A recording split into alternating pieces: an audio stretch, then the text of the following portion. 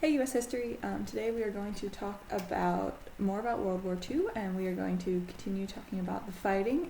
Today we're going to focus on the Western theater in a way. Basically, we're going to talk about the Atlantic. We're going to talk about Europe.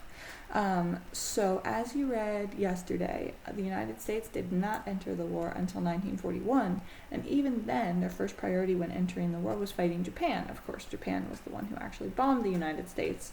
Although Hitler was taking actions against the United States as well. So you kind of have this wall in Europe, a fortress Europe, because Hitler has set up such a strong position that goes through Belgium into France, all the way out into Russia, down to Italy. And so for a long time it looked like Hitler basically had these impregnable walls. But deep within Russia, the eastern wall is starting to break. There's this bitter cold fighting going on there.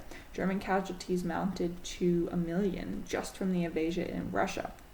Westward, Hitler's defenses, which ranged all the way from the Aegean Sea to the Arctic Ocean, did not invite attack, but the British had a lot of fight left in them, and with the United States joining the war, things were going to change. So let's talk about what's happening in Africa, because yes, there is a lot of fighting in Africa. Mussolini, the dictator of Italy, is seeking to expand his empire in Africa. You'll remember that he conquered Ethiopia because he wanted to become imperialistic. So the British wanted to protect their interests in the Middle East, and so they sent troops to stop Italy. Note, the British did not go stop Italian advances because they wanted to protect Africa, but because they wanted to keep their own imperialistic interests there. So in February 1941, the British actually cornered the Italians in Libya and forced them to surrender. So that was a triumph.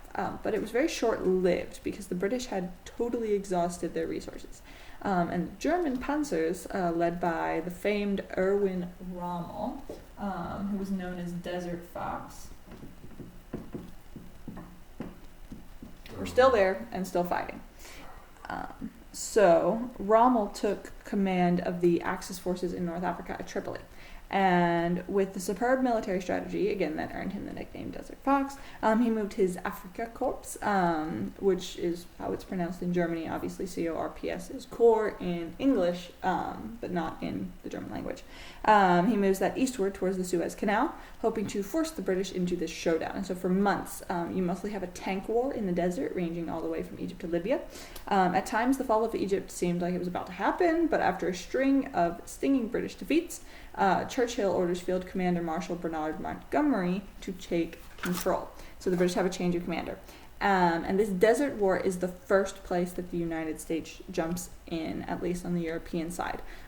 They join Operation Torch, and on November 8th, 1942, commanded by General Dwight D. Eisenhower, they used 850 ships to land troops on the west coast of Africa at Casablanca, Oran, and Algiers. In a 3-day advance, the American tanks raced eastward all the way through Tunisia, and then the German and Italian tank corps were then caught in the middle. So they had the British coming from the Middle East and Egypt, and then they had the Americans coming from Casablanca, which is in Morocco, through Tunisia. And then after suffering repeated defeats, numerous shortages, the last German outpost in Tunis fell in 1943. So this was basically an 8-month campaign in the desert that resulted in an Allied victory. So that's what's happening in the desert. Again, that was all called Operation Torch. Then, in Italy, other things are happening. In January of 1943, the Desert War is still raging. Franklin Roosevelt, Winston Churchill, and Charles de Gaulle, who was the Free French leader — remember, Hitler has conquered a lot of France at this point — they met in Casablanca, Morocco, to forge an Allied strategy for the assault on Hitler's Europe. Stalin was invited because by this point, again, Stalin is very much part of the Allied forces against Hitler, but he's very occupied with the Nazi siege in Soviet Union at the time, so he can't exactly up and leave the country. But both Roosevelt and Churchill refused to commit themselves to an invasion. They basically said, we don't have enough troops, we're not prepared, but they did agree to open a front in southern Europe against Mussolini's Italy. Churchill basically said that was kind of like the soft underbelly, that was the weak spot. A successful invasion there would first of all, reopen trade and sea lanes in the Mediterranean, which is right now controlled by Italy and Axis power.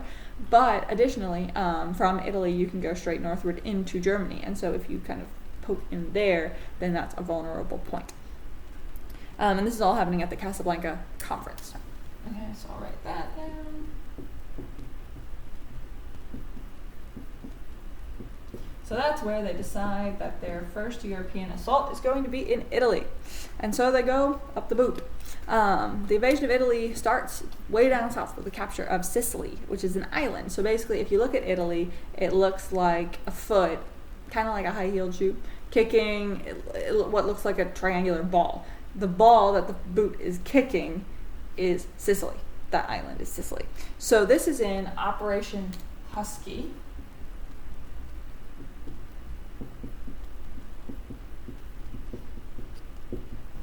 This is all in Italy.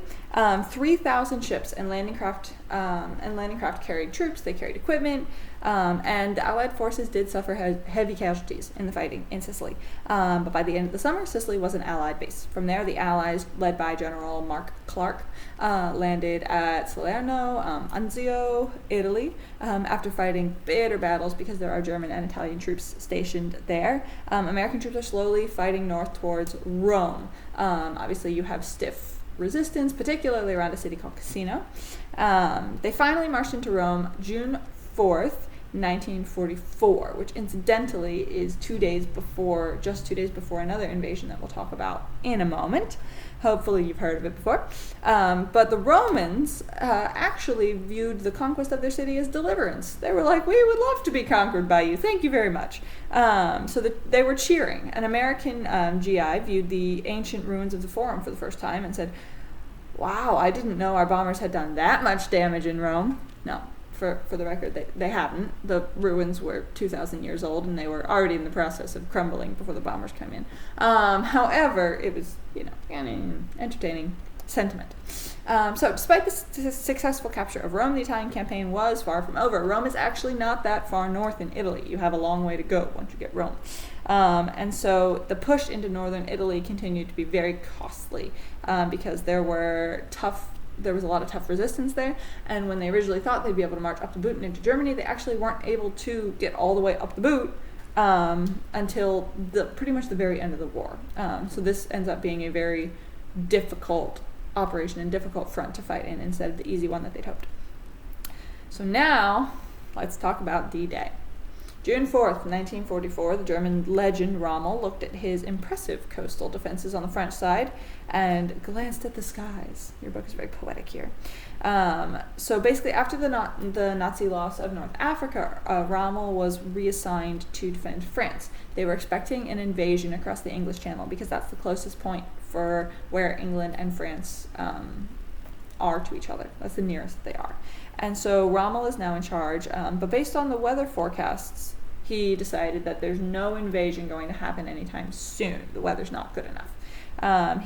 So basically he was excited because his wife's birthday was on June 6, 1944, and he thought that he would be able to take a trip home to Berlin in Germany to surprise his wife on her birthday. As it turns out, his wife was not the only person surprised on her birthday.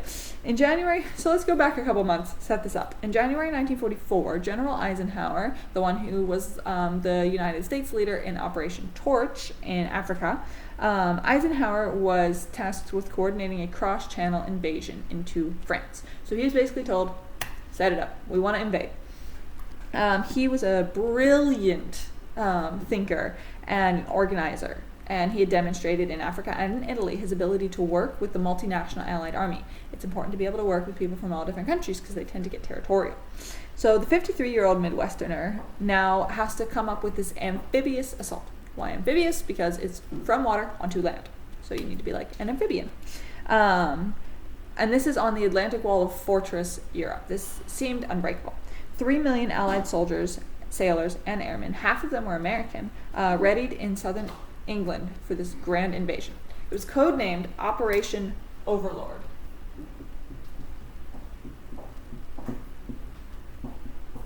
But you probably know it as D-Day. And D-Day is on June 6th, 1944. Incidentally, the same day as Mrs. Rommel's birthday. So, poor woman. So D-Day was meant to be the first day of the invasion. In spite of the bad weather and the deadly opposition, the Allied Expeditionary Force, known as the AEF, established a beachhead along a 60-mile stretch of Normandy in France. Normandy is the region. Think kind of like state, kind of like the state. Where did we go? Okay, so the beaches. There were 5 beaches that were codenamed Gold, Sword, Juno, Utah, and Omaha. And basically, one by one, they're starting to fight to take the beaches. The invaders encountered mines, pilings along the beaches under the water level. On the shore, there's miles of barbed wire, machine guns, heavy artillery. And before the beach assault began, though, you have paratroopers and soldiers who are in gliders, and they went in silently and landed behind the Nazi defenses. Before the assault began, they cut transportation lines, they cut communication lines, and captured key bridges and roads for miles around the site. So before they start the invasion from the front, from the beach, they go in from behind, they cut out some transportation, they take some bridges so that would prevent a Nazi retreat, or retreat to reset up to a better situation. Then you have Allied bombers pounding the Nazi defense, while battleships, cruisers, and destroyers are hurling high explosives onto the beach. And while the enemy's firing back at them, they're firing at them, they're landing on the beach. Then 175,000 troops in landing crafts raced through the surf and landed on the beaches. The Nazis resisted fiercely, but quite frankly, they were outplanned, out-equipped, they were surprised, and they were outnumbered. The Allies controlled the skies, they controlled the bombing roads, they controlled the bridges, and they controlled the supply depots. So they prevented any German reinforcements from coming. This invasion, which is known as one of the greatest, most brilliant, and daring invasions in history, was a complete and very crucial success. After intense fighting among hedgerows inland and street fighting at a place called Saint-Lô, the Allied forces broke out into the French countryside to push to Paris. The hard-fighting American general George Patton led the rapid advance to Paris, which Allied soldiers liberated on August 25th, 1944, so a little bit over a month and a half after D-Day. They finally liberated Paris, which has been under Nazi control for years at this point. Another invading army landed in southern France, opening up new ports and supply bases. The troops pushed up the Rhone Valley to join the forces in northern France. By the end of 1944, France, Holland, and a lot of Luxembourg and Belgium has been freed of German armies. They're slowly pushing them back. This 3 million man Allied force is at Germany's borders, ready to break this famous line called the Siegfried Line, which is German defenses, and move on to Berlin. So what is Hitler doing through all of this? Is he just watching as his defenses crumble inward from the south, Italy, as he loses Africa, as his lines in France are getting pushed back and he loses Paris? Well, no, Hitler decides, well, I need to come up with a plan, and I need to do something big and bold and desperate to change the course of the war. And so he does. And this thing becomes known as the Battle of the Bulge. So, December 1944, 5 a.m., Hitler unleashes a terrific counteroffensive out of Belgium's Ardennes forest in a drive to cut the Allied forces in two. So basically, if you look at the map, there better be a map in your book. There's not a map. I apologize. There's not a map in your book. Anyways, so you imagine that there's this line of defenses, and Hitler wants to push into the middle of it, breaking it apart. This would be very, very bad. This massive Nazi spearhead against the weakest point in the Allied line sends the green American troops reeling. The American troops that were stationed there were the ones that did not know what they were doing, that were new to all of this. And by Christmas Day, the Germans had captured thousands of troops. They had surrounded American forces in a French city. When the German commander ordered the American commander, General Anthony McAuliffe, to surrender his outnumbered opponent, American basically said, nuts, We're not doing it. Elsewhere along the Allied lines, the same fighting spirit prevailed. Eisenhower orders Montgomery to go against the northern face of the Bulge. So it's called the Bulge because you had the German line and it's bulging out trying to break through. But it doesn't. It just bulges and then collapses. General George Patton also gets sent south. Together they squeeze the Bulge back by mid-January 1945. And Hitler's gamble ends up being very costly. It cost him 100,000 casualties, 1,000 aircrafts, and 800 tanks. American troops did bore the brunt of this. They suffered heavy losses, but they stood the test and they were ready to cross the Rhine for the final push into Germany. Okay? So that is what's going on in Europe at the time. You do have a Junipod today. As a reminder, your essay is due today. And we will finish up World War II tomorrow. We'll also have our review session tomorrow. So enjoy, and I will talk to you guys soon. Bye.